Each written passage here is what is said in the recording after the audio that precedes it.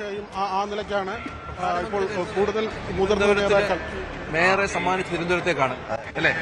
തീർച്ചയായിട്ടും കേരളത്തിന്റെ ചരിത്രത്തിൽ വലിയൊരു സുവർണാധ്യായം രചിച്ചുകൊണ്ടാണ് ഈ തെരഞ്ഞെടുപ്പ് വരാൻ പോകുന്ന ഈ ഒരു കാലഘട്ടത്തിൽ പ്രധാനമന്ത്രി നരേന്ദ്രമോദി ഈ തിരുവനന്തപുരത്തെത്തുന്നു.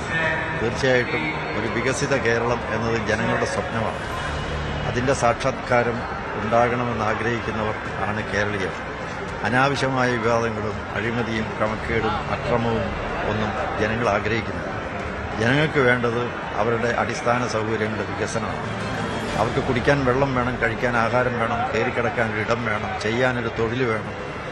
വ്യവസായങ്ങൾ, വ്യാപാരം, വിദ്യാഭ്യാസം, കാർഷിക മേഖലകളിലൊക്കെ മാറ്റമുണ്ടാകും. ആരോഗ്യരംഗത്ത് കുതിപ്പുണ്ടാകും. ഇതൊക്കെയാണ് ജനങ്ങൾ ആഗ്രഹിക്കുന്നത്. അതുകൊണ്ട് പ്രധാനമന്ത്രി നരേന്ദ്രമോദിയുടെ സന്ദർശനം വികസിത കേരളത്തിന് വേണ്ടിയിട്ടുള്ളതാണ്. അത് അദ്ദേഹം മുന്നിൽ കണ്ടുകൊണ്ടുള്ള നടപടിക്രമങ്ങളിലേക്കായിരിക്കും പ്രവേശിക്കുക. ഈ അതിവേഗ റെയിലൊക്കെ ജനം പ്രതീക്ഷിക്കുന്നുണ്ട്. അല്ല, അതല്ല അദ്ദേഹം സിൽവർ ലൈനിന് ബദലായി അദ്ദേഹം പ്രഖ്യാപിക്കേണ്ട കാര്യമാണ്, അദ്ദേഹം പറയേണ്ട കാര്യമാണ്. ഞാൻ കയറി പറയുന്നത് ശരിയല്ല. എങ്കിലും പ്രതീക്ഷിക്കാമോ? അല്ല, അദ്ദേഹം പറയട്ടെ. എന്താണ് കേരളത്തിന്റെ ഗതാഗത രംഗത്തെ കണക്ടിവിറ്റി, തമ്മിൽ ബന്ധപ്പെടാൻ ജനങ്ങൾക്ക് വളരെ വേഗം സാധിക്കത്തക്ക വിധത്തിൽ ഇവിടുത്തെ ഗതാഗത രംഗത്ത് വലിയൊരു മാറ്റം, അത് റെയില്, റോഡ്, വ്യോമ ഗതാഗത രംഗങ്ങളിലെല്ലാം വലിയ മാറ്റമുണ്ടാക്കും. അങ്ങനെ വികസനം ഉണ്ടാവണം എന്ന് ആഗ്രഹിക്കുകയും അതിനനുസരിച്ച് പ്രവർത്തിക്കുകയും ചെയ്യുന്ന ഒരു പ്രിയങ്കരനായ നമ്മുടെ പ്രധാനമന്ത്രി തീർച്ചയായിട്ടും വികസിത ഭാരതം എന്ന് പറയുന്നത് വികസിത കേരളം മുന്നിൽ കണ്ടുകൊണ്ടാണ്.